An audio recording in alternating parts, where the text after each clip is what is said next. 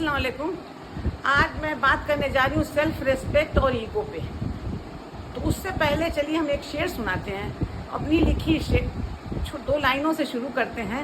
ऊद गुलाब जूही के अत्र लगने लगे फिजूल, ऊद गुलाब जूही के अत्र लगने लगे फिजूल, किरदार महके अत्र सा, किरदार महके अत्र सा, जिंदगी के हों कुछ ऐसे उसूल।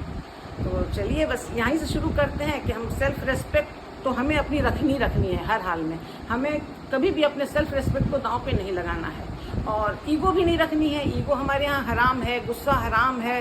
तो हमें अपने अल्लाह पाक के दीन के रास्ते पे चलते हुए कुछ बातों का ज़रूर ध्यान रखना होगा कि हमें कैसे ज़िंदगी गुजारें कि हमारा दीन का रास्ता भी एकदम स्मूथ चले और हमारी दुनियावी ज़िंदगी भी बड़ी खूबसूरत रहे। तो इन दोनों का मैच करते हुए चलिए हम आज बात करने जा ही रहे थे कि हमें ऐसे कैसे करें कि हम सेल्फ रिस्पेक्ट बचा लें और ईगो भी ना आए। तो एक छोटी सी मिसाल देंगे हम अपने और अपने हस्बैंड के बीच की।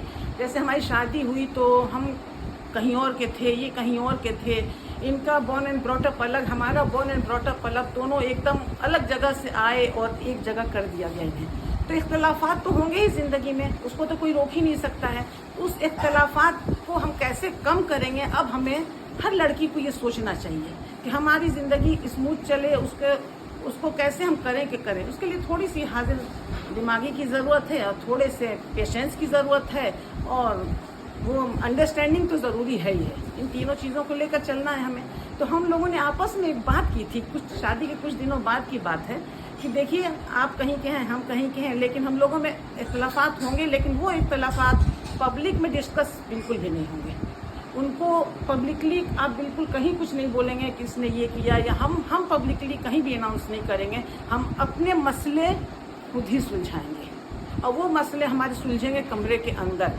बाहर किसी को पता भी नहीं चलेगा कि हमारी ज़िंदगी में कौन सा आंधी तूफान आया और गुजर गया।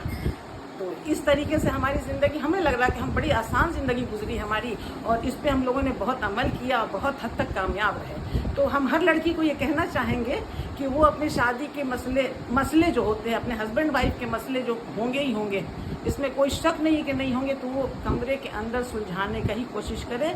पब्लिकली उसे कभी भी अनाउंसमेंट ना करो, नहीं तो वो ईगो और सेल्फ रिस्पेक्ट पे बात चली जाती है। जब ईगो पे बात आती है तो कोई झुकता नहीं है, और सेल्फ रिस्पेक्ट तो अपनी बचा के ही चलनी है हमें ज़िंदगी में। सेल्फ रिस्पेक्ट पे आँच तो आने नहीं देंगे हम कभी भी। इसलिए लड़की का भी हम लड़कियों की तरफ से बात कर रहे हैं, तो लड़कियों का सेल्फ रिस्पेक्ट, ईगो दोनों ही बचा के चलना है, और अल्लाह के दरबार में शुक्राना अदा करना है कि तूने हमें जो भी ज़िंदगी दी है, हमें उसको अच्छे से लेकर चलना है, अपने माँ बाप का नाम रोशन करना है, और अपनी ज़िंदगी को खुशगवार करना है। और इबादत के बारे में बात करेंगे कि आपका पार्टनर हो सकता है कि उतना इबादत गुजार ना हो जितना आप हैं, तो लेकिन क्या करेंगे, उसको रोज़ रोज़ समझाएंगे। समझाते जब इंसान एक दूसरे से प्यार करने लगता है तो एक दूसरे की बात मानने भी लगता है। तो कोई मुश्किल काम नहीं है आपको अपने मुताबिक अपने हस्बैंड को बनाना, या अपने बीवी को अपने मुताबिक बनाना। तो एक बहुत छोटा सा फार्मूला है जिसको हमने सोचा कि चलिए आज आप सबसे शेयर कर देते हैं। उम्मीद है आप सबको पसंद आएगा। फिर मिलेंगे इंशाल्लाह।